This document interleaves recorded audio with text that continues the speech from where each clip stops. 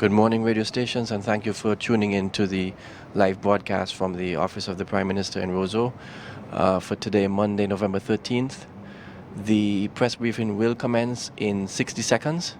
Stand by for the live broadcast of the press briefing at 10:04.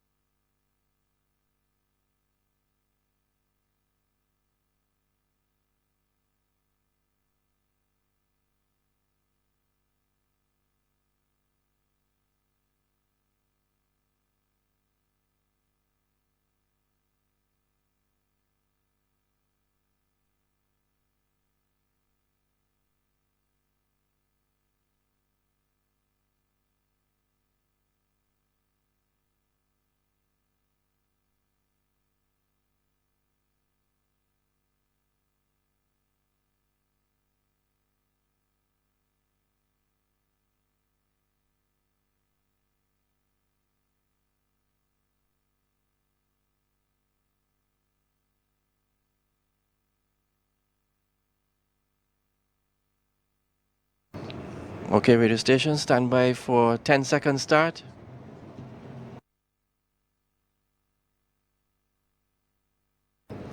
5, 4, 3, 2, 1, and... Good morning, ladies and gentlemen. Welcome once again to yet another of the daily press briefings hosted by the Office of the Prime Minister. I am Kamala John Baptist Aaron, Press Secretary, and it is my pleasure to be your sort of master of ceremony this morning.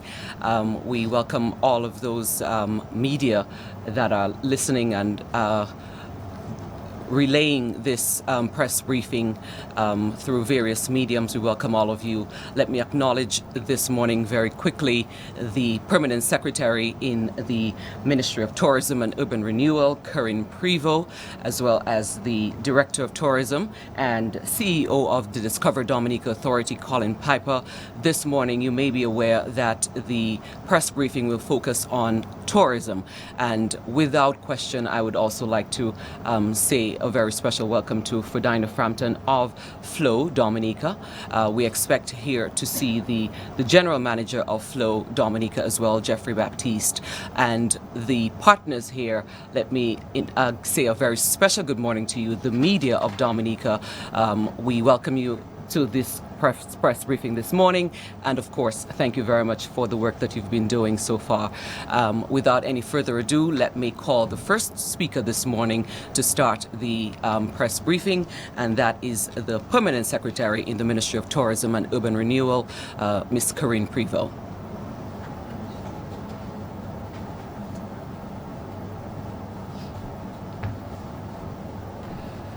Good morning, everyone, and thank you, Mrs. John Baptist Aaron. Welcome back. It's good to have you back at work. Mr. Piper, Discover Dominica, and the members of the media who are here this morning. As I indicated at the last press briefing that I was present, we will be speaking about tourism today, and I'm pleased that we can be here this morning to provide some updates from our last press briefing.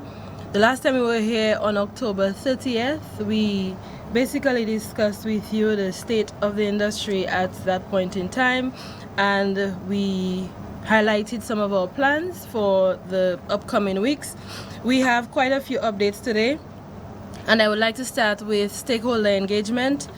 From our last press briefing, the Ministry of Tourism and Urban Renewal has been involved in a number of stakeholder meetings. We've met with all of the tourism stakeholder groups. That includes the Dominica Hotel and Tourism Association, the Dominica Water Sports Association, the Dominica Community Tourism Association, the Combined Taxi, the vendors, and tour guides and all the other major groupings. We have received a number of recommendations from these groups. One of these recommendations was that a post-Maria task force be appointed, and as of November 1st, the Minister of Tourism has appointed a task force, and this is what we call a post-Maria tourism task force. This task force is chaired by Mr. Gregor Nassif. So far, 2 meetings have been held, one joint meeting with the Ministry of Tourism and Urban Renewal and the Discover Dominica Authority, where we looked at the initial function of the task force and the expectations of the Ministry of Tourism and the expectations of the committee or the private sector groupings. Since then, the task force has met and has presented to the Ministry of Tourism a 60-day plan, which is focused on the development or rebuilding of the sector in an effort to prepare us for cruise early in the next year.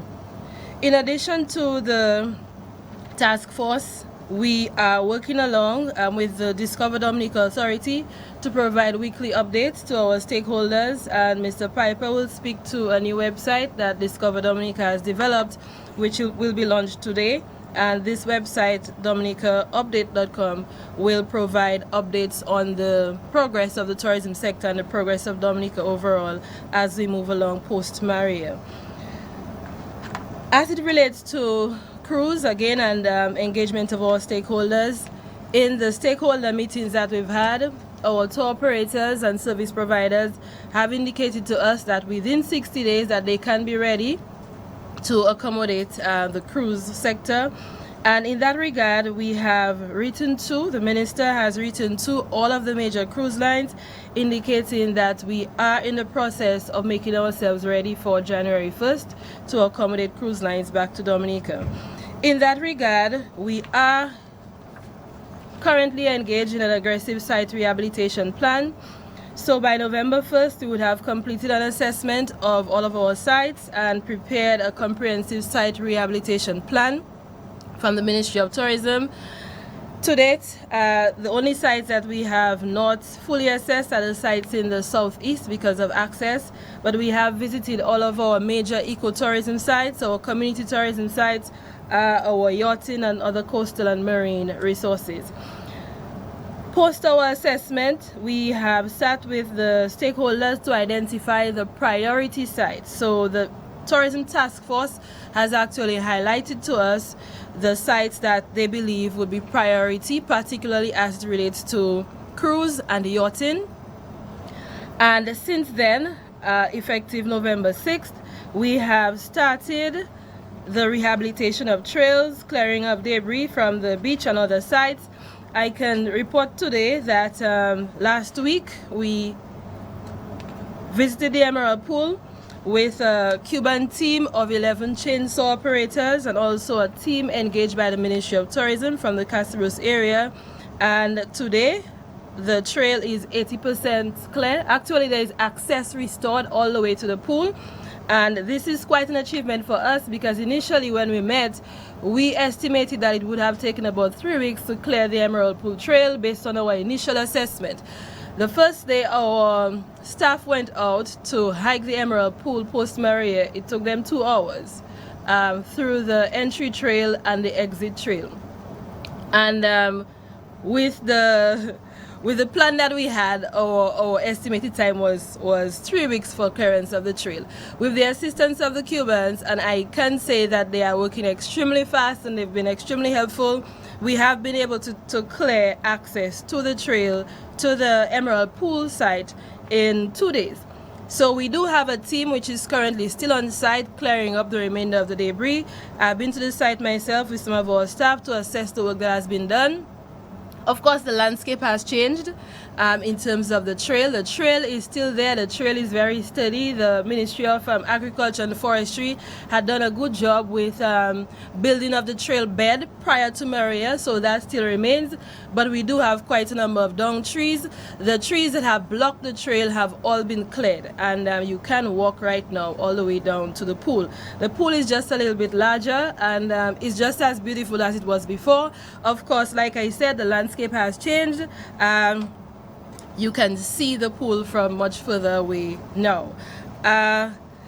The site is still closed even if there is access to the pool, and I have to tell you that at the time we visited on Friday, we did meet about 2 visitors who were there at Emerald Pool, and we were pleased to see that we are still having some visitors back in Dominica, although they had planned to visit Dominica prior to Marie and they decided to keep their bookings.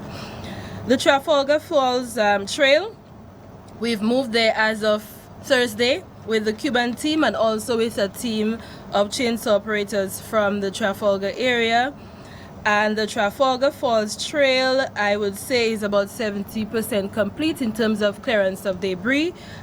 We were also able to, well, most of our team walk all the way to the platform, the viewing platform. However, there is a landslide along a certain section of the trail that requires clearance, but as it relates to the debris from trees along the trail, that has been completed by the Cuban team. As is the case with Emerald Pool, we do have a team which is remaining on site to clear the remainder of the debris, and we should see the trail fully cleared with the exception of the area where we have this landslide by the end of today. As it relates to the Botanical Gardens, as you know, this is under the jurisdiction of forestry, but since it is one of our major sites and attractions, we are working in collaboration with the forestry department. So we have engaged a number of truckers to assist forestry in clearing or removing some of the logs from the gardens, and the team of Cubans will also engage at the Botanical Gardens along with local handymen to clear the gardens. So the work at the Botanical Gardens is ongoing, and that the Ministry of Tourism will continue to provide support for during this week. Midland Falls Trail has been cleared by the Ministry of Tourism. We have engaged a team, and that area, at least the loader entrance, is 100% complete. The reception facility did not suffer much damage in that area, so the Midland Falls site is pretty much back up to normal. As relates to Mont Bruce, our urban renewal team has been clearing the road to Mont Bruce, and most of the debris in the main road has been cleared, and we are currently in the process of clearing the path to the cross and brush cutting the area. So by the end of today as well, Mont Bruce Lookout Point should be complete in terms of clearance. Today, the Cubans are also at the Syndicate Bird Trail with the Ministry of Agriculture and the Forestry Division. So some work is taking place at Syndicate to clear the bird trail, and we do expect to move to Spanny Falls by Wednesday of this week. So as it relates to the major sites, these are the updates that we have. In addition to the main eco sites, we are also working with teams from the various communities to re-establish our community tourism sites. So Mero, I'm not sure many of you have been to Mero as yet, but I visited Mero. Well, I live in Mero, and I can tell you what the beach looked like the day after Maria and what the beach looked like yesterday with lots of visitors from across Dominica. The Mero community has done an excellent job in cleaning up the environment in Mero, and the Ministry of Tourism has actually gone in there to do a site visit to work with the community on clearance of the remainder of the beach. So the community has been able to so far clear most of the debris from the general area surrounding the community, but on the castaway section we still do have a pile up of debris in that area. So we should have some heavy equipment going in there to assist us with clearance of the balance of the debris, and we are working with the Mero committee to get the site back up and running. As you know, Mero Beach is one of the key sites for cruise tourists, and this is an area that has been highlighted as priority for us. The ministry has also decided to engage a team of young men in addition to the NEP team from the Mero community to assist with the continuation of the cleanup of the Mero Beach. Portsmouth, the ministry has collaborated with PAYS to continue the cleanup of the Portsmouth Beach. Initially, PAYS had already done most of the cleanup of Purple Turtle along with other stakeholders in this area. We recently had a discussion with PAYS. I believe they began about 2 days ago to clean up the beachfront from the Indian River all the way to the Moroccan Hotel, and that should be taking place. That started on Friday and should be continuing this week. As relates to the Indian River, we have been working along with PRODGA, the Indian River tour guides, and Cobra Tours and the others in that area to clean up the Indian River. That has started and is almost about 80% complete, and we will continue to work with the Indian River tour guides to ensure that the Indian River can be ready for the season.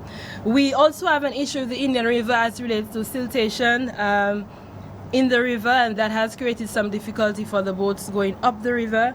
So the ministry, even prior to Maria, had planned to do a project at the Indian River for dredging of that project. But we do have to conduct an environmental impact assessment, well, prior to beginning the dredging, so that is ongoing.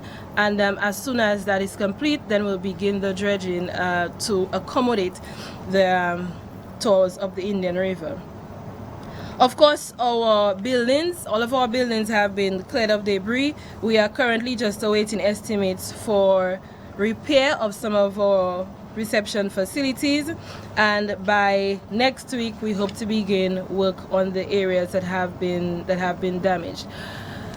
Urban renewal, as you're aware, we are also responsible for Roseau, and I would really like to point out that we've had a team over the last few weeks, actually from the week of Maria, 2 days after Maria, a team engaged by the Ministry of Tourism headed by Mr. Tit. They've been involved in cleaning up the city, and I think that they've done an excellent job. I believe that most of Dominicans would agree with me. So far, we've actually completed the major cleanup of Roseau proper in terms of the debris from Hurricane Maria. What is taking place in Roseau now is just continuing the daily cleanup, which is something that the Ministry of Tourism had initiated prior to Maria. Right now, probably because we did such a good job in Roseau, the team has been asked to move out to some of the urban areas surrounding Roseau. So currently, the team is working in Goodwill, Bath Estate, Kings Hill, Emsall and Castle Comfort during this week, so that we can also see some more improvement in these areas. We do realize that in some of these areas you may not have village councils, to be able to mobilize people post-Maria. So the Ministry of Tourism and Urban Renewal is also taking up that responsibility. The last time I was here, I did mention, I think there was a question from Maurice about the individuals who are now cleaning up their residences or commercial enterprises in Roseau. What we would like to say again is that this week we would like to see everyone who has to clean up their basement, their commercial enterprise, their residence, that whatever debris you have, that it be put out this week, so that we can do a final clearance this week. We would really like to move from clearing up of debris to re-establishing Roseau as we know it used to be and what we planned for it to be prior to Maria. So there is some work that we have to do on the bayfront to reorganize the planters, the lighting, the sidewalk, the old market. We are supposed to be doing some work on the roof, and also the vending areas to assist the vendors in getting back on track. So there are a number of things that we would like to do in Roseau, replanting of some of the landscaping that we've had in several areas around the city, and we do need to ensure that we can wind down the clearance of debris so that work can start. So this week we would like to ensure that whatever debris is still in any of the buildings that are around Roseau, that be put out so that our trucks can clear these areas. After that, you will have to take responsibility for whatever you put out in your area. In addition to that, I would also like to say that there are some abandoned properties in Roseau that are filled with debris. We can assist, but we would like to know who the property owners are, and if they require our assistance with clearing out of those abandoned lots, then the Ministry of Tourism and Urban Renewal will be pleased to do so. This sort of gives us an opportunity to be able to establish some clear areas in Roseau, initially we had planned to have some open areas that we're going to have established for sitting areas, planting of some trees, some landscaping that we wanted to do in the city. So we would like to ensure that we have all of the areas clean so that we can move on to that. So as it relates to sites and urban renewal, I think these are the major updates that we have from tourism, and we will continue to provide updates to our stakeholders. We will be responding to the letter submitted to us from the task force with the 60-day plan, but just to inform our stakeholders that the recommendations from the sector is in sync and in line with the plans that we have at the Ministry of Tourism and at DDA for post-Maria redevelopment or rebuilding of the industry. So we are basically working hand in hand with our stakeholders, and we expect to have their support as we continue. Thank you very much.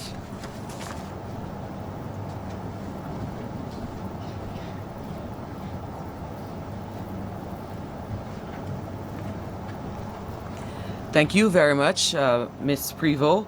And as has been established with how this press briefing is going to work, there will be the speakers and then there will be questions taken afterwards.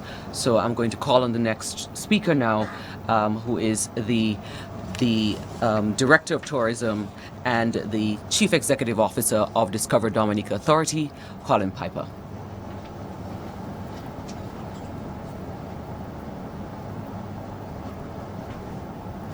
Morning, everyone, and thank you, Mrs. John Baptist Aaron, and just acknowledge the presence of my friends from Flow, Jeffrey Baptiste, General Manager, and Ferdinand Frampton, and also PS Karen Prevost from the Ministry of Tourism and Urban Renewal. I'm going to try to bring you up to date on couple issues as it relates to the tourism industry. When we last spoke on October 30th, we indicated the work that DDA was doing along with the Ministry of Tourism as it relates to assessments. We, at that point in time, had visited about 65 properties. It's now up to 69. So there's just about 4 of the 73 properties we have on record that we have not been able to either visit or communicate with because the proprietors are either not available or we don't have access to the property. Either the property is locked or road access to the property is compromised. Just to give you a little information that we provided in working with the folks from the World Bank, that we have assessed damages in the amount of EC 54 million for the tourism industry and losses in the amount of 191 million. The heaviest of those damages is linked directly to the tourism sector, or rather the hotel room stock in the tourism sector. Currently we have about 243 rooms that are currently serving the market. That's about 27% of pre-Maria room stock. We had about 909 rooms before. We have about 39% or 358 of those rooms that we're considering severely damaged, and as such we do not feel that they will be back servicing clients before 12 months. And we also have about 34% or 308 of the rooms that we think will come back little by little, and our estimation is that about 10% of that room stock will come back on a monthly basis starting in December. So we currently have 243. We anticipate of the 308, say 30 come back on a monthly basis through September. That'll take us to about 550 rooms if all goes well. As previously mentioned, in terms of the cruise sector, initially we thought the season was lost, but based on the pace of some of the site rehabilitation and some of the work that the ministry is doing and the other stakeholders are doing, we have identified January 1 as a key milestone, a date to which we are planning to be in a state of readiness, and we are communicating that to all the stakeholders. The cruise sector amounts to about 25 million in spend. And so of the losses, the 191 million that I mentioned, the cruise would be about 25 million of that. We've also identified that the tourism services sector, which comprises tour operators, vendors, other support services like taxis and the like, have suffered about $4.3 million in damages. And so when we look at the total recovery, damages, building back better, rebuilding according to climate change resiliency codes and the like, we anticipate that it'll be upwards of 70 million EC. So that's an update as it relates to the assessment, the hotel stock, the state of the industry from a damages, loss of income perspective, and what we're looking like in terms of times to come back in terms of servicing the market. From an access perspective, I want to provide you with a little context because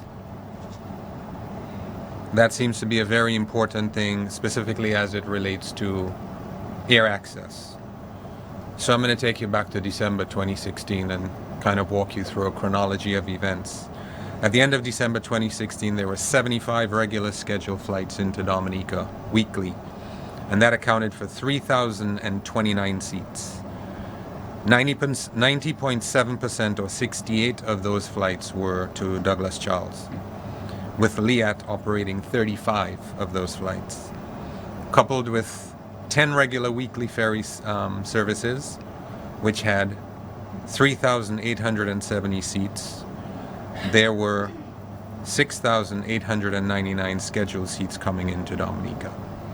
So that's December of 2016. In January of 2017, ANT, who was servicing Martinique at that point in time, discontinued their twice weekly service. And then fast forward to June, Liat changed its schedule to 4 daily flights and 2 flights operating 3 times weekly. That reduced their number of flights to 34 weekly. Then we moved to July of 2017. When we introduced Trans-Island Air, they began their scheduled charter service between Barbados, George Charles and St. Lucia and Dominica up to 5 times weekly, adding 75 weekly seats into Douglas Charles, and direct flights from St. Lucia, which had not existed in more than 3 years. As part of the summer scheduling, the Winair Air&T ATR service was increased to daily between Guadeloupe, Douglas Charles, St. Martin, and San Juan. Winair also had Dash 6 service into Canefield that operated daily from St. Martin. Then we had another carrier, Sky High, who began twice monthly scheduled charter service between Santo Domingo and Douglas Charles. And of course, Seaborn also operated an additional flight on Mondays, increasing to 8 flights weekly and 272 seats available into the market from San Juan in July and August. In July and August, Express Brazil implemented its high season schedule, increasing from 10 to 14 crossings weekly through August 27. Then in September 2017, we had Hurricane Irma. So we had new schedules which were announced and implemented by most of the carriers for the first 5 days of September. However, the passage of Hurricane Irma resulted in a halt in services from Winair at Douglas Charles and Canefield. That was 19 flights, or 767 seats. Air Sunshine up to 3 flights, or 57 seats. And Express Carrier, 2 flights, or 14 seats. So the new regular schedule, effective for the month of September following Irma, compared to what should have been at the start of September, represented a 30.4 decrease in flights, from 69 to 48. and 26.7% decrease in seats from 3,141 to 2,303. Then on September 18th, we had Hurricane Maria, which of course, as we know, had devastating impacts on Dominica and has resulted in additional schedule changes. Liat began relief flights shortly after the storm, but these flights were not scheduled service. Express des Îles also resumed scheduled service following Hurricane Maria on September 23rd. Express Carrier and Coastal Airlines also resumed service to Canefield as the situation to the USVI began to normalize. On October 9th, Liat resumed limited commercial service to Dominica, operating one flight daily, then adding a second flight 4 times weekly.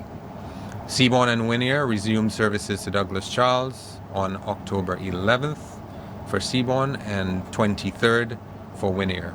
Winair's service was reduced to 3 times weekly instead of daily. Now we move to November 2017. Liat announced that the number of flights to Dominica will increase to 5 starting on November 16th, resulting in 90.9% increase in weekly seats from the initial post-Maria schedule. That figure is 1,008 seats on a weekly basis, and Liat's schedule is expected to run through March of 2018. So the current Liat schedule that is in effect from November 16th is expected to run through March of 2018. Additionally, TIA and Sky High have announced the intention to resume service, creating an additional 75 to 94 seats weekly, and Express des Îles will return to its 2017 master schedule of 10 crossings weekly from November 18th. So to summarize, the projected schedule effective from November 18, when compared to what went into effect on September 11th, represents a 4.2% decrease. But I don't want to focus on that. I want to focus on what went into effect post-Maria. And that is that we now have 1,008 seats coming in via Liat on a weekly basis, and that is down from 3,141 seats. So we're less than 50% of the capacity. However, what we are doing is continuing to work with Liat, specifically with a goal to reinstate 2 additional flights. Flight 523, which would be a late afternoon, early evening flight from Antigua, and Flight 524, which is a late evening or early evening flight from Barbados. And what those 2 flights will do is allow same-day service coming in from all the source markets. That would be from the UK and Europe, as well as from Canada and from the US. Currently, the issue of high winds is impacting the rescheduling of 523, and we continue to work with the folks at DASPER and all the folks that are informed as such to help us communicate with Liat and to put a plan in place that can help with the rescheduling of Flight 523 in particular as soon as possible. So, just to summarize, as it relates to Liat's schedule in particular, you currently have Flight 773, which is daily, which departs Antigua at 6 a.m., arrives into Dominica at 6:40, and then departs Dominica at 7:10 onward to Barbados. You have Flight 362, which operates on Tuesday, Thursday, and Saturday, and that comes in it departs Barbados at 9 a.m., gets into Dominica at 10, departs Dominica at 10:30 onward to Antigua. You have Flight 302 and 303, which operates Sunday, Monday, Wednesday, Friday, departs Barbados at 9:30 a.m., into Dominica at 10:30 a.m., and then returns to Barbados leaving Dominica at 11:10 a.m. You have flight 364, which operates on Sunday, Monday, Wednesday, Friday. It leaves Barbados at 2:40 p.m., arrives into Dominica at 3:40 p.m., and then leaves for Antigua at 4:10 p.m. And you have flight 323 and 324, which operate on Tuesday, Thursday, and Saturday from Antigua, departing at 3 p.m., into Dominica at 3:40, and then departing back to Antigua at 4:10 p.m. Seaborne continues to operate once daily flights, leaving San Juan at 11:30 a.m., getting into Dominica at 1:15, and returning to San Juan at 1:45. And as mentioned previously, Winair and ARNT now operate Monday, Wednesday, Saturday, the Pointe-à-Pitre, Dominica, St. Martin, San Juan, and return flights. They do that 3 times weekly. Okay, so I'll move on now to Beyond Access and move into some of the marketing activities and communication activities. As you would have probably heard, post Maria, we adopted a position of looking at niche products and communicating those products and marketing those products. And we spoke about 3 of them. We spoke about voluntourism, we spoke about diaspora or visiting friends and relative travel, and tourism for a cause. Well, I'm happy to announce that just last Friday we officially announced the first 2 of the voluntourism packages. One with Cobra Tours, which will involve the cleaning of the Indian River, and so visitors are encouraged to come and stay at hotels in the area and liaise with Cobra Tours, who will then pick you up on pre-scheduled days, and you can assist with the cleanup of the Indian River. And the second tour is with Cool Breeze Tours. That's Mr. Arlington Moise, and that has to do with cleaning in particular of I believe segment 10 of the Waitikubuli National Trail. And so a similar package where you come and you stay in hotels in the area. He will pick you up and take you onto the trail where you can assist in the clearing of debris as it relates to the Waitikubuli National Trail. And so it is our intention to develop many more of these niche packages. A lot of them will have to do with the clearing of the over 300 miles of hiking trail that Dominica has. But others will also deal with assisting the education sector, the health sector. And so if you're into early childhood education, it is our intention, we have already communicated with the Ministries of Health, the Ministries of Education, to understand what official projects they have going on so that we can further amplify that message and couple it with a stay at a hotel that is open, the ability to transport the people to that location, and for them to provide some of their time and some of their expertise to assist Dominica in the recovery and rebuilding efforts. As it relates to diaspora or visiting friends and relative travel, that focuses on 2 things. One is the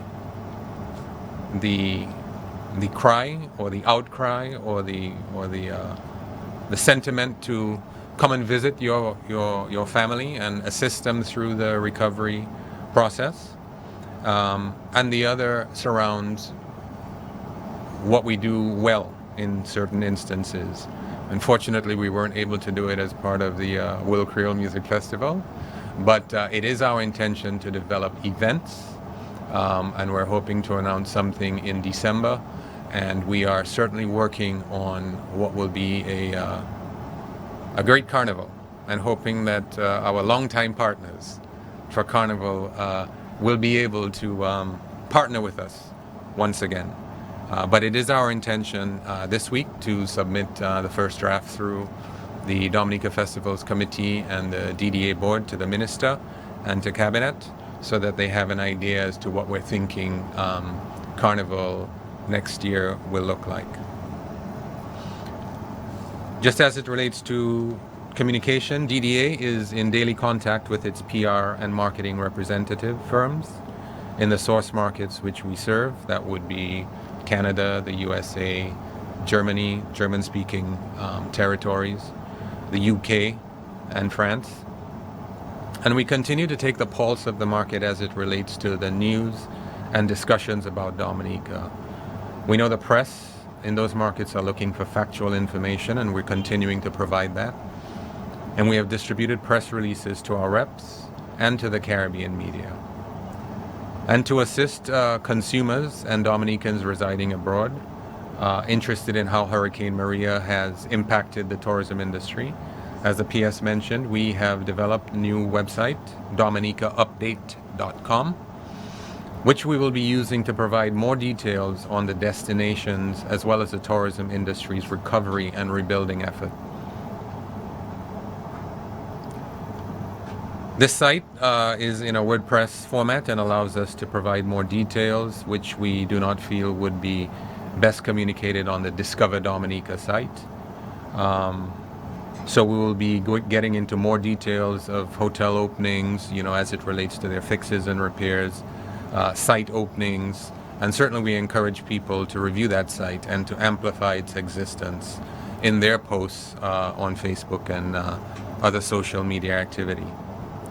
We, of course, continue to make social media posts. However, we've been very guarded as to what we post. We're looking for stories of positivity and inspiration, and therefore have posted on topics of healing and hope, illustrated by the cleanup. We've posted on the Jacko Parrot, the sighting of the Jacko Parrot. Certainly some post-Maria versus now images to show the progress in clearing up of debris and the opening up of sites and communities, and certainly school children starting school, just to show personal resiliency. We've also taken the position to not boost some of these posts, as we feel that if you have a vested interest in Dominica's well-being, you will seek out this information. We learned from the fact that we trended #1 on social media after Tropical Storm Erica with images of devastation, and we want to limit that type of press. And so we're guarded in what we post, but we are producing factual information to go out to the press.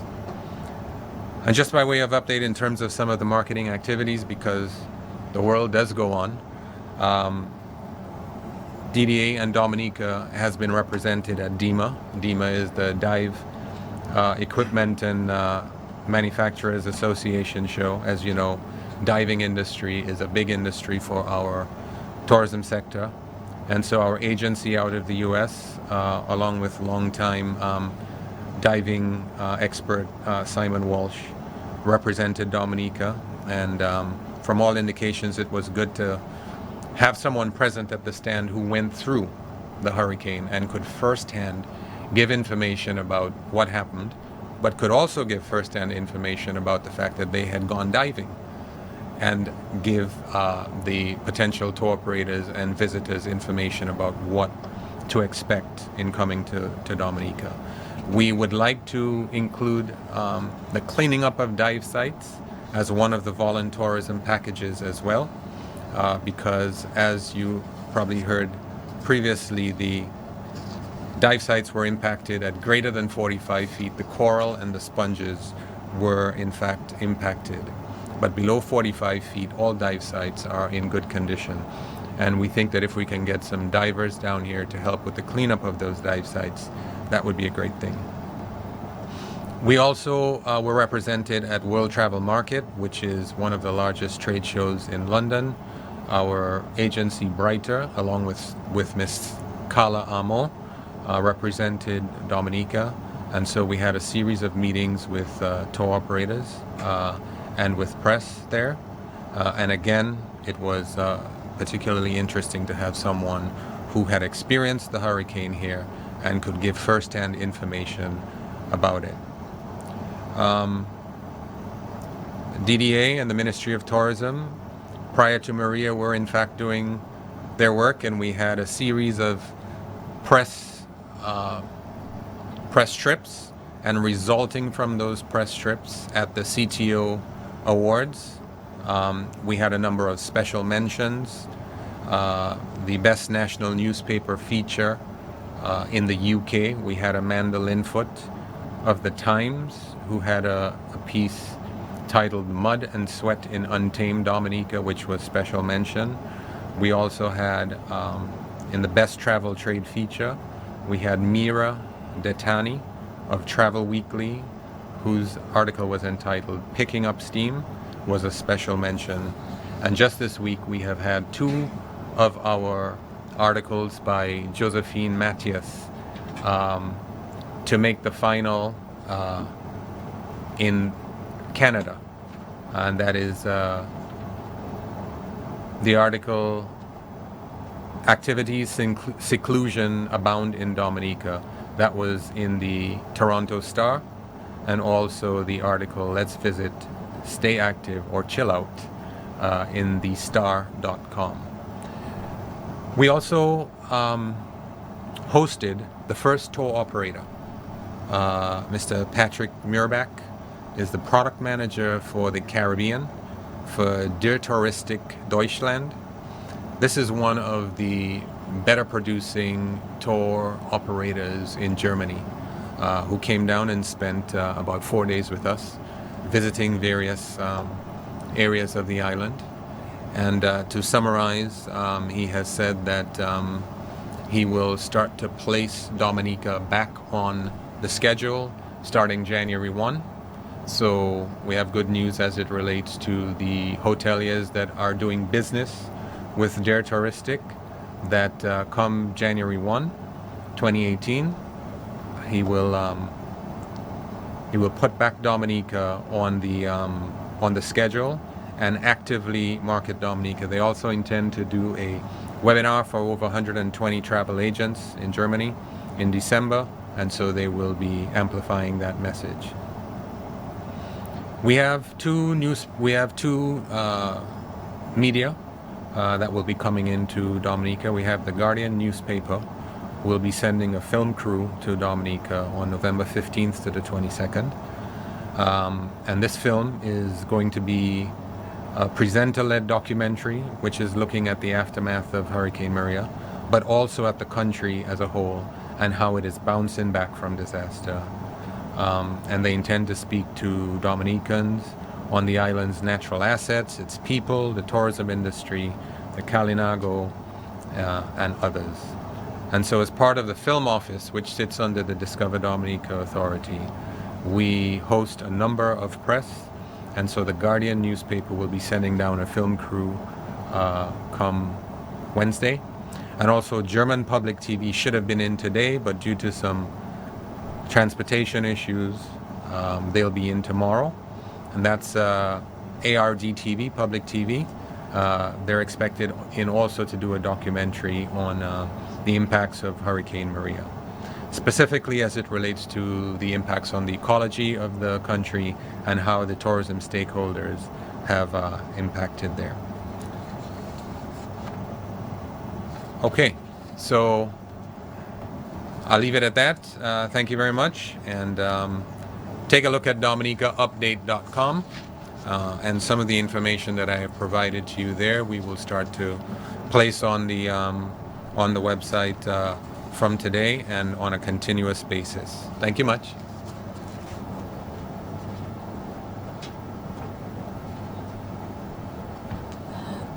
Thank you very much, Mr. Piper. Before we wrap up tourism, I just wanted to add two more areas. As it relates to the yachting sector, this is one area that has been highlighted as a priority from the Post-Maria Task Force. And we have been working along with PACE, the Portsmouth Association of Yacht Security, and we are currently engaging the businesses in the Newtown area which previously provided services for yachting. And particularly as it relates to the north, we are working with PACE to get the sites in the north up and running so that we can begin the yachting season as early as possible. And that includes the re-establishment of the jetty at Purple Turtle and the repair of some of the buildings at the Purple Turtle Beach. Also the Syndicate and Milton Falls, the Cold Soufriere, and some Cabrit, Fort Shirley are some of the areas that we've targeted as priority for resumption of yachting. Just finally, as we wrap up, I would like to thank all of the stakeholders who have been working with us in trying to get the tourism sector back on board. So the tourism task force, which has been appointed and made very quickly, chaired by Mr. Nassif, would like to thank all of them, represented by heads of each of the tourism organizations. And of course, we would like to thank the Ministry of Agriculture, particularly the Forestry Division, which has been working with us very closely as it relates to getting the sites cleared, and the Director of Forestry, and Mr. Murphy, who has been assigned to work with us at the Ministry of Tourism, and also all of our staff at the Ministry of Tourism, our technical officers, and the staff at Discover Dominica Authority, and also our Roseau cleanup team, who I spoke about earlier, but I would like to express our thanks to them again, and all of the community tourism associations around the island, all of the stakeholders and the partners who are working very hard to see tourism come back on track. We'd like to thank you.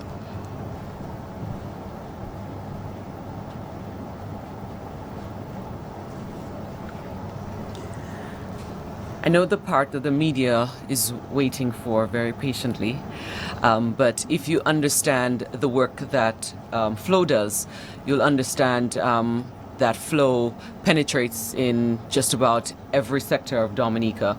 So it's no wonder that they have a place here in the tourism focus briefing this morning. And as a result of that, let me take the opportunity to welcome to the podium the General Manager of Flow Dominica, Jeffrey Baptiste.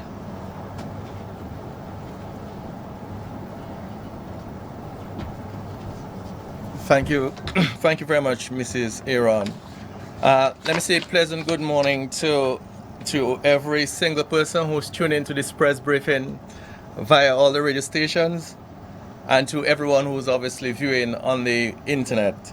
Let me recognize the PS in the Ministry of Tourism, Miss Karen Prevost, my good friend from the DDA, Mr. Colin Piper, for Diana, my colleague, who's here from Flow, obviously supporting. And as I mentioned, the media cannot help but recognize Mr. Julian Morris. And you will understand why it's difficult for me to miss him here this morning. We were in the same shirt. So thank you very much for being here.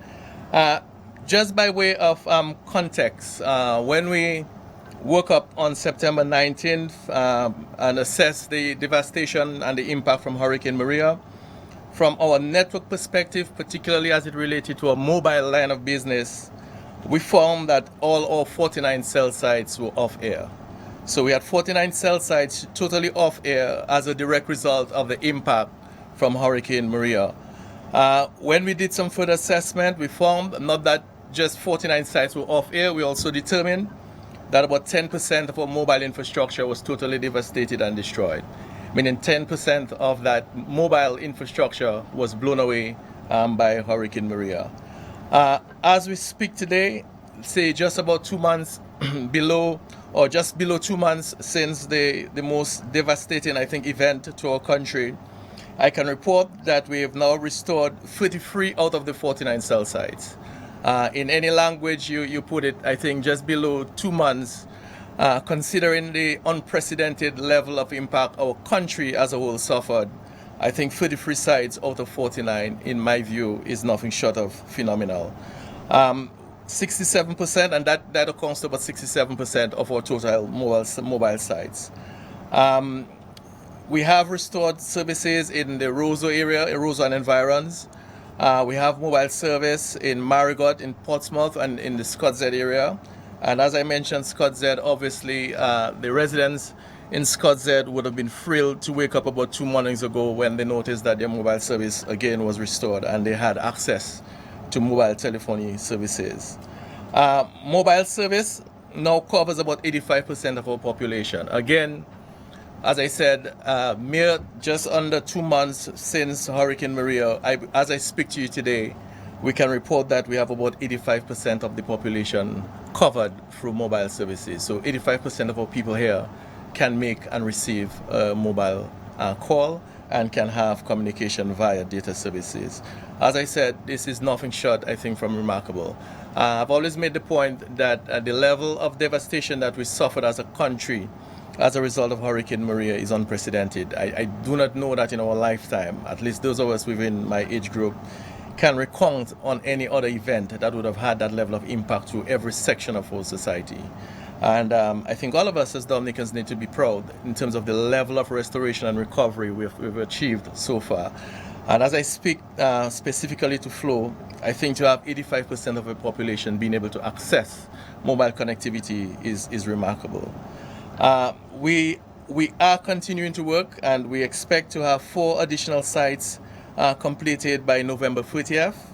And this will include areas in the south and southeastern part of the country.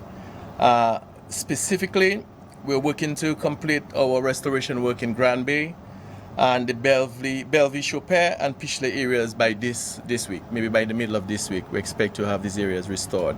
And just for emphasis, we're seriously working to have mobile connectivity restored to the Grand Bay area, to Pichelay, Bellevue, Chopin by the middle of this week. And I think this is something that will be of a significant impact to the residents in these areas.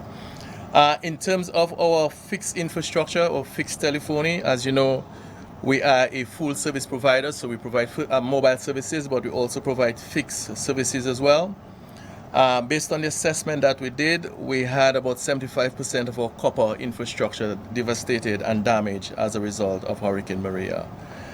We are continuing our line plan surveys, and we are continuing restoration work in several areas of the country. To date, we have a total of about 80% of our major business customers restored with service, and the pace of success is closely linked to the state of readiness at these respective institutions. So we are working particularly in the Roseau and Portsmouth areas to restore telephone connectivity or overall connectivity to every single business place that is ready for us to do so. And again, this is something that we are committed to, and we will continue to do. With respect to government, we have about 70% of government services restored. And again, the rate of success, as I said earlier, will be totally dependent on the state of readiness at the various sites. In terms of government core services, I know we are closer to success as it relates to the satellite sites. There are several institutions or government hubs in sections of the country that they are not yet fully ready for restoration of services. Our major telephone switch is functional and is supporting international calling services both in and out of Dominica. In terms of our commercial support, what I would like to say though, while we went ahead very quickly to work on the restoration of services from a physical infrastructure standpoint, we also felt that we had an obligation to support our customers who've stood by us over the years, and we needed to offer some sort of concession via our services to these customers.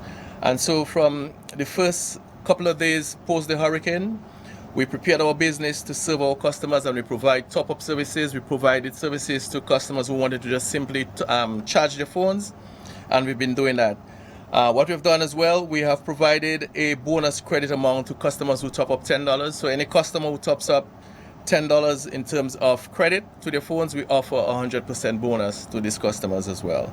And this is something that we continue to do. And as I said, we will do it because we recognize that our customers in this time of hardship, they need us to step forward and lend some level of support. And this is something that we continue to do.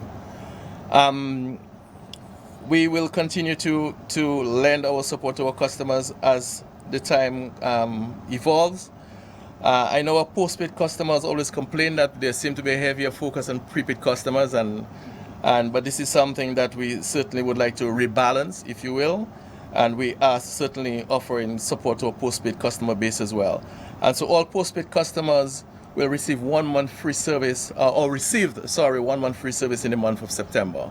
This is something that we did to all our postpaid customers as well. And with respect to fixed line and data customers, we continue to assess on a customer by customer basis And where we have customers who have not had the benefit of their service during an extended period, we obviously will offer rebates to these customers, and this is something we continue to do and will continue to do on a day-by-day basis. We also felt we had a big obligation as well in terms of humanitarian support. We've been part of the Caribbean region for over 140 years. We've been part of these communities, and when the community is hurting, obviously we feel the pain and we wanted to lend our support. So on September 20th, our parent company, Cable and Wireless Communication, established the Cable and Wireless Communications Charitable Foundation. And the Charitable Foundation was established with the core purpose to lend support to not just Dominica, but all the islands across the Caribbean that would have been impacted by hurricane. And so they say skin in the game is important, and so as an organization, we committed $500,000 as seed funding to start the charitable foundation. And as I speak to you now, today we have raised near $1 million US to the charitable foundation. The intent is we have signed partnerships with 2 organizations across the region, Shelterbox and the Rotary Club, and again, these 2 institutions will assist us in implementing and supporting projects across the various islands. With respect to Dominica, we've started some conversation in terms of what is a suitable project we will want to undertake within Dominica. Again, in the whole process of recovery and rebuilding better. And I'm not going to divulge too much specific detail around that now, but except to say that we are working and discussing a project for Dominica. I think once that is bedded down, it will be of significant impact, and the population, by and large, will be happy to get the details around that. So this is something we're working on, and in the next couple of days, we should be able to speak a bit more directly on that as well.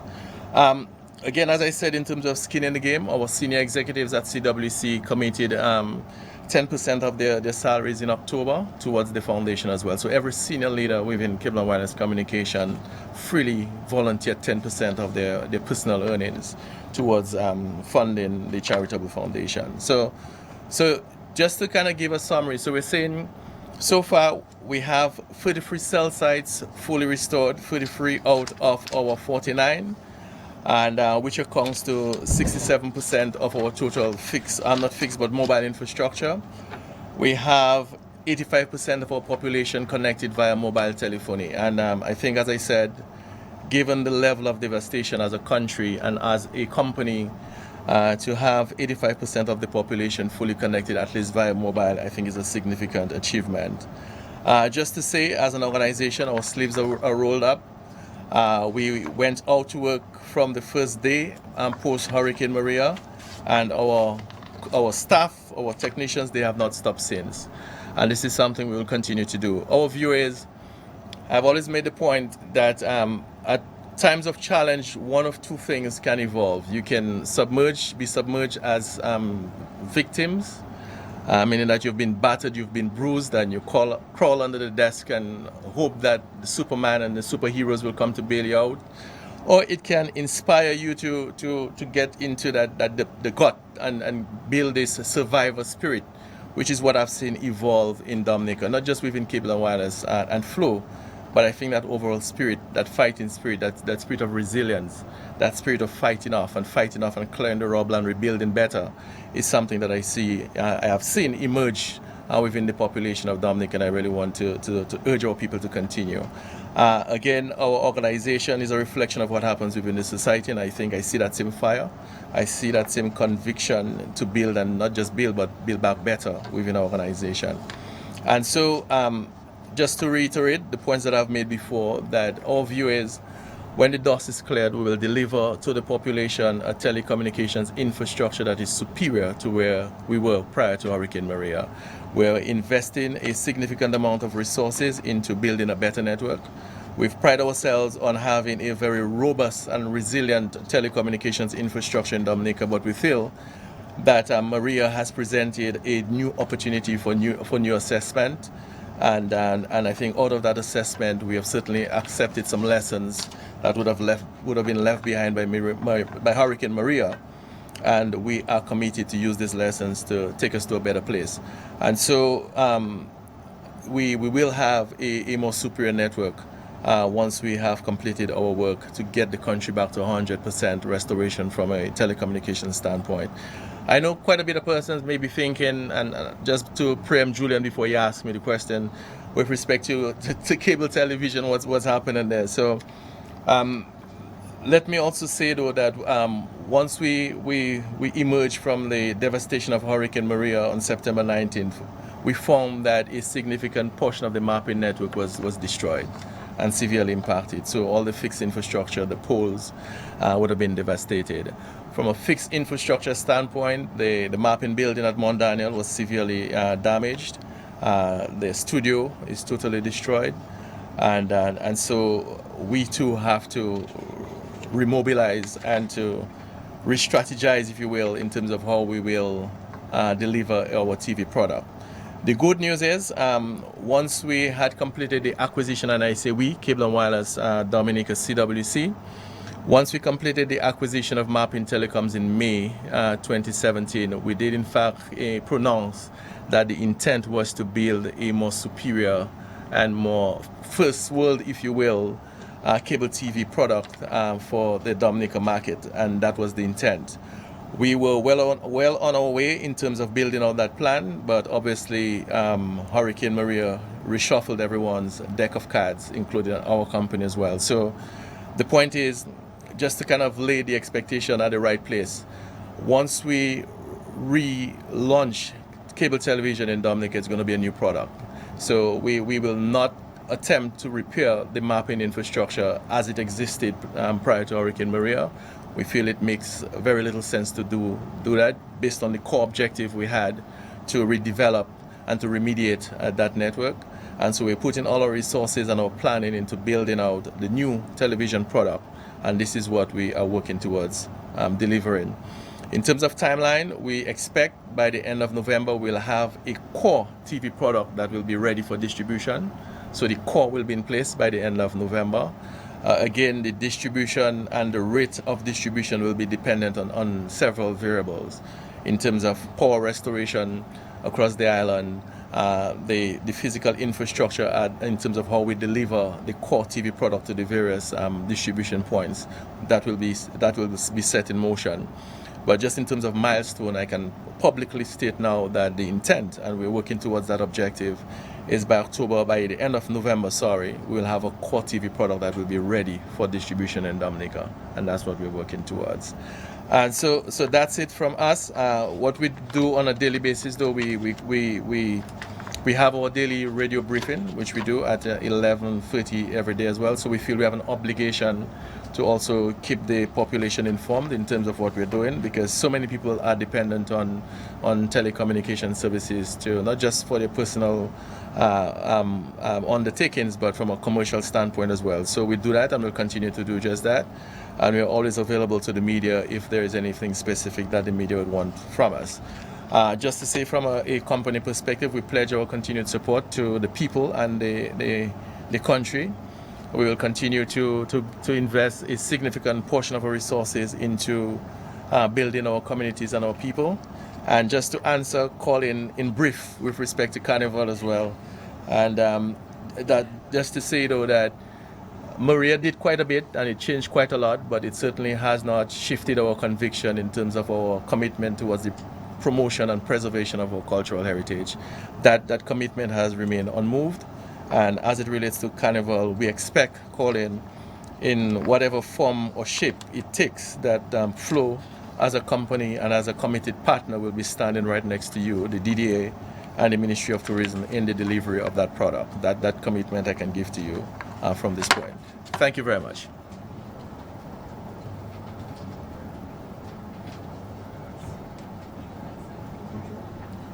Thank you very much, Jeffrey Baptiste. That was a significant note to end on, that assurance of Carnival with Flow as a major partner. At this time, ladies and gentlemen of the media, your opportunity to ask questions to the various speakers this morning. Julian Morris, Channel 5 News. As is obvious, the CEO has just answered one of my what would have been one of my queries, one of my questions, but I would also like to begin with him, if that's all right, just to ask him. I know generally people look at all this work that's being done, especially by Flow right now. We have, as he said, 33 out of the 49 cell sites restored. I don't think people quite sometimes appreciate what goes on behind the scenes, that sort of work, and this is not, all of this is being done, I would imagine, by generator power. So the challenges posed there, and so on. If you could speak to that as well. Let me see if I get it right, Julian. So yes, this again, I've spoken in terms of what we have achieved so far, which is 33 sites, for example. From a mobile standpoint, 33 out of the 49, which, as I said, is a significant achievement. But it requires significant effort, an unprecedented amount of commitment, I think, from our staff, if you will. And just to be very descriptive about it, what you're talking about is a technician who has to put for example, a battery on one shoulder and hold a 5-gallon drum of gas in the other hand and literally climb a mountain to get to a cell site so you can power up a generator so we can get the cell site turned on. And so it requires that type of effort for us to get the work completed. This is something that we recognize that, again, they say in the period of challenge, that's when the true fighting spirit emerge. And as I said, and I continue to say, we as a company can do one of two things. We can not accept, but we can force ourselves to recline and determine that the challenge is beyond us, and maybe we need several airplanes of people to come into Dominica and do it for us. Or we can, recognize that we have people here who have intimate knowledge of our infrastructure, and not just intimate knowledge of the infrastructure, but a natural conviction to do for country, because they are part of this society. 100% of or 99 point something percent of our colleague population are Dominicans. These are people who were born here, who grew up here, who themselves see the impact of not having telephone communication in their homes, their families not being able to reach out to family members, and for them, it's first the natural drive to kind of get it done for us, for our community, our families, and our country. That would be the motivation to get them to do the work that they're doing. So just again, as I said, to be descriptive about it, Jordan, is a lot of work. It's a lot of work, but work that I think we have the capacity to do, and work that we certainly have the conviction that we need to get done to get our country where we think it needs to be, which is very close to being normal post the unprecedented level of devastation we've suffered by Hurricane Maria.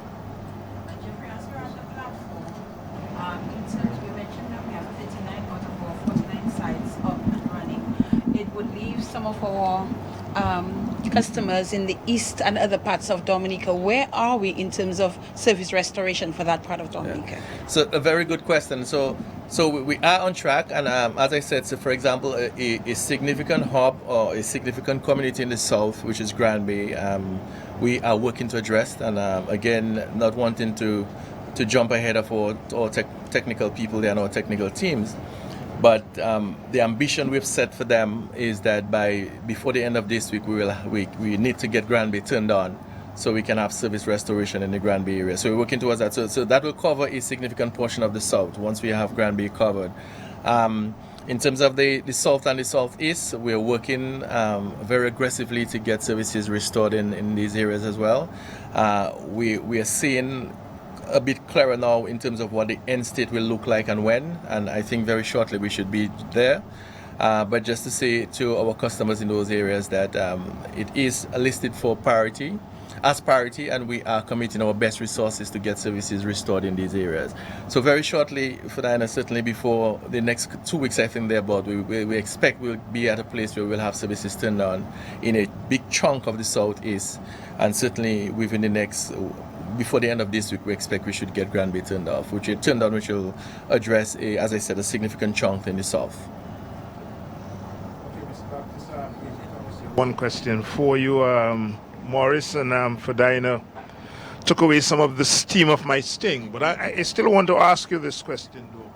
Rebuilding and more resilient service and more robust service, there's been talk of looking at the underground, looking at building underground. Can you give us some insights as to whether our flow is considering that and some timeline as far as that is concerned? Absolutely. So I think it for us is a lot more than consideration. I think it has gone past decision where that is concerned. The government stated its ambition, I think, several years ago, and certainly there are people in the room who can correct me where that is concerned in terms of specific timelines. But the Roseau Enhancement Project is a project that the government had actually pronounced on maybe 2 years ago.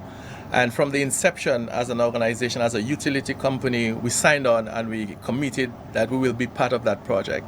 Because a significant part of that project is to bury underground in secure docks all the utility infrastructure that we have currently overhead in the capital city. So the poles and all the cables you see overhead as part of the Roseau Enhancement Project, one of the clear ambitions that would have been laid out is to have this buried underground.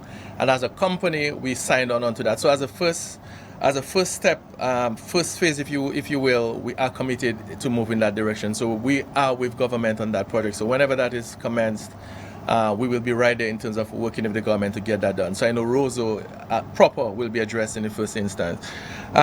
The intent, as we talk about building greater resilience, is to roll that out incrementally in other areas of our network. But I will speak now as a first step. As part of the Roseau Enhancement Project, we'll do it in Roseau, and incrementally we'll extend that same design, network design, in other parts of our network. So that's the intent. Since I'm at the mic, I have a question for Mr. Colin Piper.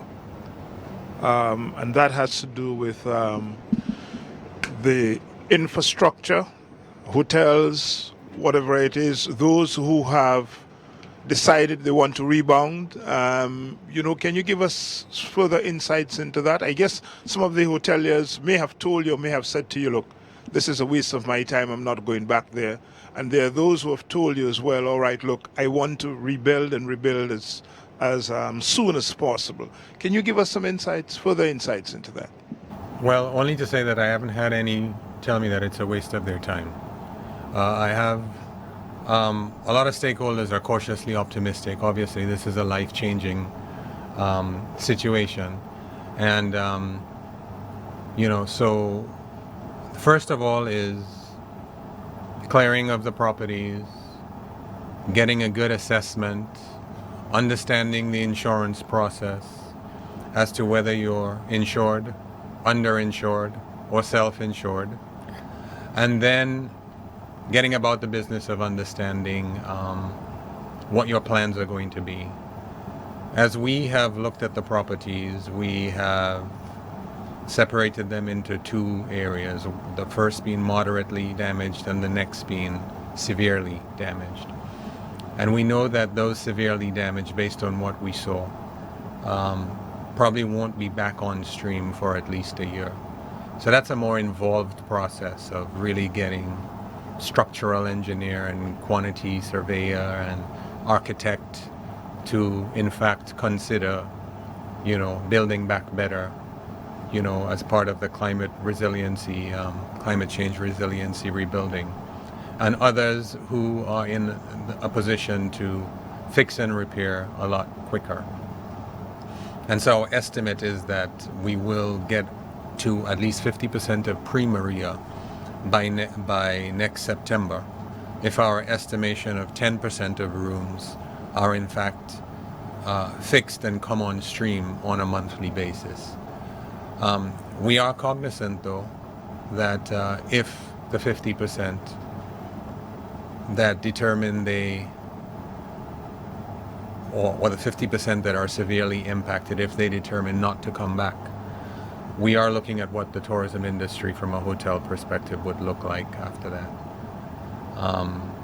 And so that is why we are anxious for some of the other projects that were on the cards to come back on stream. And I speak of projects like Jungle Bay and, the Kempinski with the range development.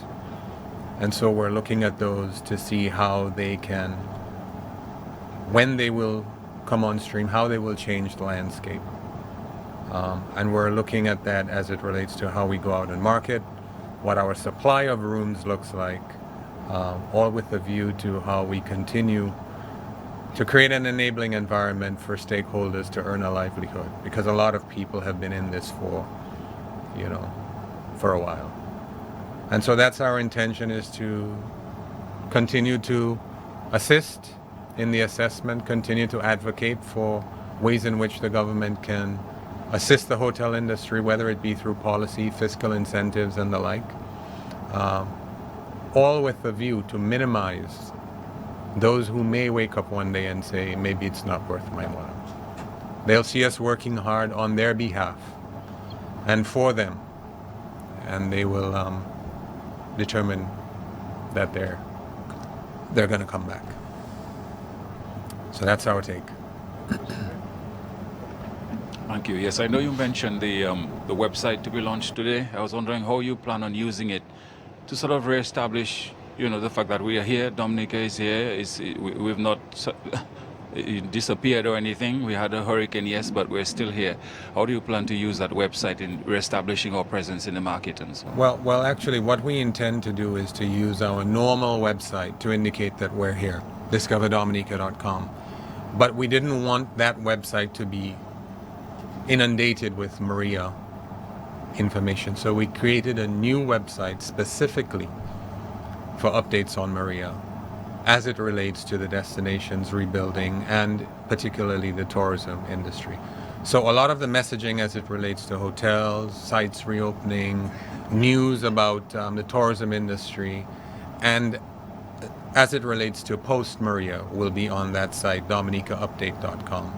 And that's where we feel like consumers and the Dominican communities living abroad who are interested in, as Flo was mentioning, have they got to Pishley yet? And so they can get that detail of information. Or has Domlec gotten to the Bayfront yet? Because my mother lives on Cork Street, next to the... So that's where we want that kind of information to be, so that even friends of Dominica who stayed with somebody in a particular area can get a sense whether the Wasco is back with potable water there, whether Domlec is there with lighting. And then we can give more detailed information as to post-Maria activities. We just didn't want everything about tourism in Dominica to be about post-Maria. So we created our little space, and that's where we're going to be, dominicaupdate.com. So I encourage everyone to go in there and give us your comments, and it'll be a site that is continuously populated as we go along. You plan on submitting to Cabinet, I imagine, on what plans you have for Carnival or what it perhaps should look like. But I was just curious. I was wondering what it might look like, how much you might be able to say. Now, I know you wouldn't want to preempt anything, but what are we looking forward? What would we be look forward to? You know better than to ask that question. It'll look good. I mean, we are certainly Monday and Tuesday. Obviously, you can't take that away from the people, and we want to give the people the free up that they need. But certainly, we want to take the opportunity to remind people of our cultural heritage, and so that's about as much as I will say right now. All right, I have a question for Miss Prevost, Karen Prevost. I wish the minister were here to answer that, but since you're in his stead, I'd like to find out from you, Miss Prevost. It would seem as if our tourism product is based on what happens from an ecological standpoint. Are there plans to expand beyond that? And we would like to see Dominica expand beyond just what happens ecologically. Are there plans from the Ministry of Tourism standpoint to expand our tourism product beyond that? And if so, what are the details? Okay. I'm not sure if this is a question for tourism or for the forestry division. But as it relates to expansion of our tourism product, pre-Maria, we were in discussions about some of the niche sectors that we are looking at expanding. One of these areas is heritage tourism. And we have been in discussion with Dr. Lennox Honeychurch to conduct an assessment. I think he has actually started that process, conduct an assessment of all of our heritage tourism assets around the country, mills, forts, and a number of other areas that have historical significance that we would like to integrate into our tourism product. So forts, as in forts. So in addition to what has been done at Fort Shirley, the ministry has been working with other communities and with Dr. Honeychurch to identify some additional heritage tourism sites that we could develop in the way that we developed Fort Shirley. That would probably help to reduce our total dependence on some of the ecotourism sites, which have, as you have seen, have been adversely affected by the hurricane. Unfortunately, one of these areas that we started working with, which is the Geneva Estate and the Grand Bay Tourism Community, suffered some damage after Hurricane Maria. So we are looking at how we can help them to get back on their feet. But there are a number of other areas that Dr. Honeychurch has highlighted to us in Dominica that we can work on. Heritage tourism is one, and of course with some of the community tourism projects that we've had around the island, we have been focusing a bit more on our coastal and marine resources. So as you've seen, with some of the communities which have been utilizing the beach to provide services, they've been able to get up and running very quickly, as opposed to the sites where we've had the trails that we need to clear. So there are a number of other areas that we're looking at. Of course, sports tourism is one of the areas that we have discussed, but of course as it relates to sports tourism, we have to work a little bit more closely with the sporting stakeholders, Mr. Thomas, on that. And there are a number of other areas that we've identified. But of course our natural resources are key to our tourism product, and it is our intention to continue to work with the Ministry of Agriculture and Forestry as relates to our marine environment, and also our trails, our national parks. These are still going to be an essential part of our tourism product. But as it relates to moving into other niche products, heritage tourism is one of the key areas that we're looking at, and post-Maria it is something that we plan to expand a bit further.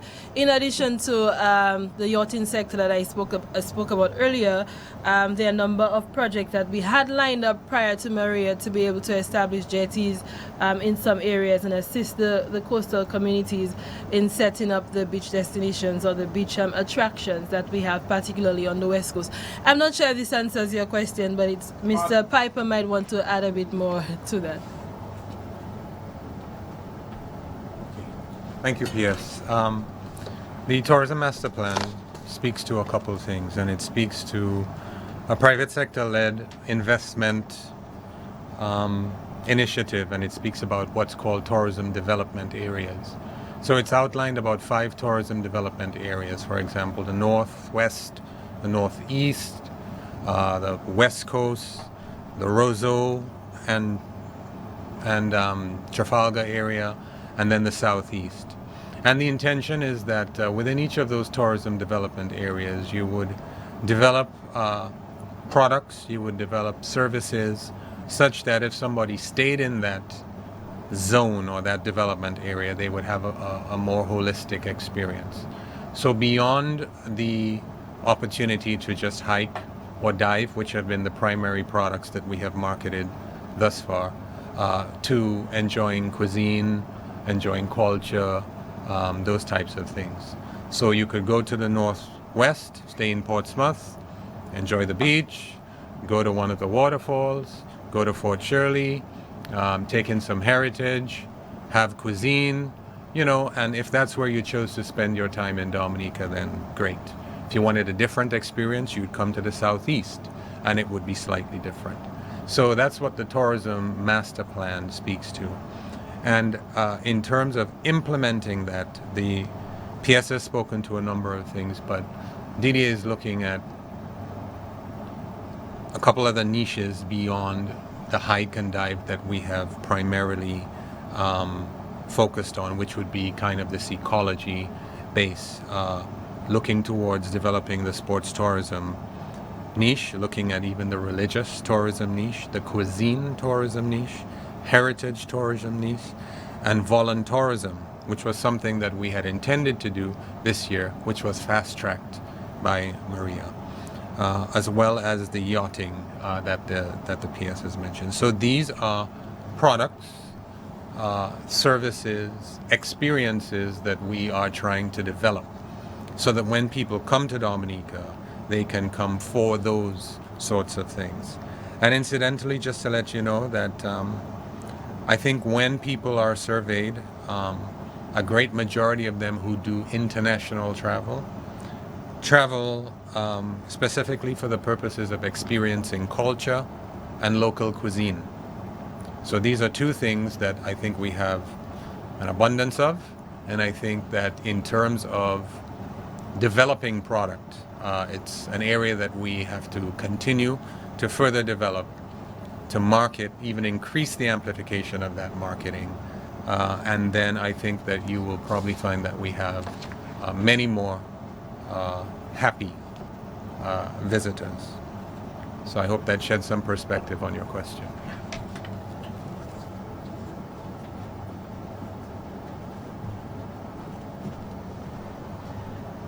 Thank you very much to all the podium presenters this morning, starting with the Permanent Secretary in the Ministry of Tourism and Urban Renewal, Corinne Prevost, the Director of Tourism and Chief Executive Officer of the Discover Dominica Authority, Colin Piper, and the General Manager of Flow Dominica, Jeffrey Baptiste. We also would like to... Is there something that I have to add to that? This just in, former journalist in me, and a daily update from the Dominica Electricity Services, DOMLEC. Number one, Roseau area of work in the vicinity of the Deepwater Harbour, Shillingford Crescent and Griffin Lane should be completed by November 14. Cuban team continue work on the link from Padu Power Station to Focole. Areas of South Winston Lane have been completed. Work continues at Greens Lane and Princess Lane between Federation Drive and Winston Lane. Restoration has been delayed in areas north of Charles Avenue in Lower Goodwill since the lines in the area have been cut in many places, causing delay in the restoration. Overseas crew continue to work in the Newtown area. For Portsmouth, work continues in the Pickard area. At least 80% of the area is energized. Areas in Lago and Glanvilla are energized as well. Balvin in Pickard leading to the Dewasco pump will be energized by November 15, and work is working on rebuilding lines to the airport. Let me take that again. They are working on rebuilding lines to the airport. Pay-as-you-go customers, this message is for you in Roseau and Portsmouth. Those of you who have been reconnected can purchase power only at the Domnec main office, and a few vendors within the Roseau area have begun selling power. In the meantime, customers with internet access can purchase online. And finally, Domnec says it continues to remind the general public to refrain from burning garbage at the base of the poles. Also, people, especially in Roseau and environs, to notify Domnec when they are conducting repairs or restoring their roofs near HV lines. Again, those messages from Domnec. As we wrap up, I have already thanked the podium presenters. I will also thank the members of the media here present today. And those of you, I know how this works, so those of you who are listening and viewing and capturing, relaying the information and using the information accordingly, thank you as well. And to those of you viewing and listening via every medium that we are broadcasting to, thank you very much, everyone, and have a great day.